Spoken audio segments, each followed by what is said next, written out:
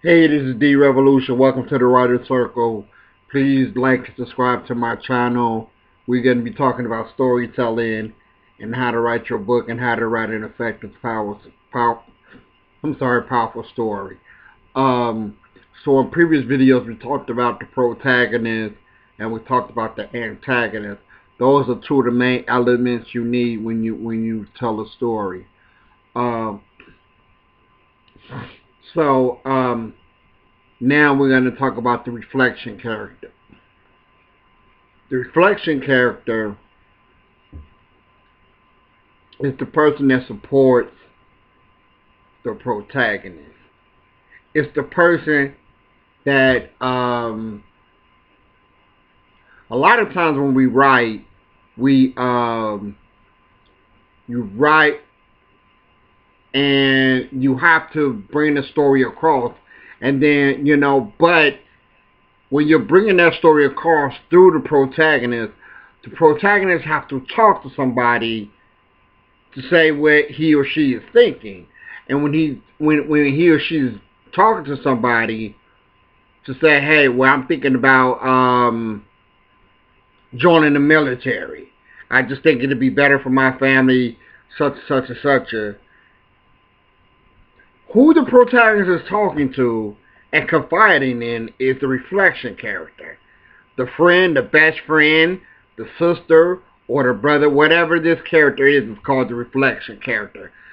But while your protagonist is expressing what he or she wants to do, you're letting the reader know where the story is going, where that protagonist, what's on that person's mind. And you use the reflection character to express what's on the protagonist's mind and what he plans to do to fight against his antagonist. But he or she needs that one person that's gonna be able to say, well, no, don't join the military. This is why you shouldn't do. Like somebody to talk to, just somebody that's gonna bring balance to the story. And a lot of times the protagonist is going to need that reflection character. And the reason why it's called a reflection, because the character reflects what the protagonist wants, if I'm explaining that correctly.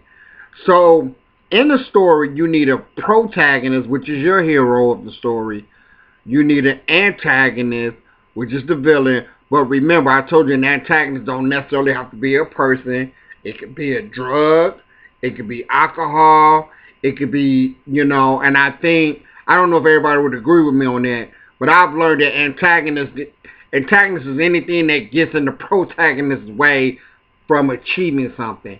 And sometimes a protagonist and antagonist can be the same person. Sometimes the protagonist is his own worst enemy. It just depends. It just depends on the type of story you're writing. Anyway, protagonist, antagonist, and then a reflection character. Next video, we're going to talk about subplots, and I'm actually going to start making some videos of different films to give you examples of how the storytelling works. So be looking out for those. I'm D Revolution. I need you to like this video and help the algorithms go. If you're interested in being a writer and selling your book, definitely follow this page. Subscribe to this channel. I'm D Revolution. Peace.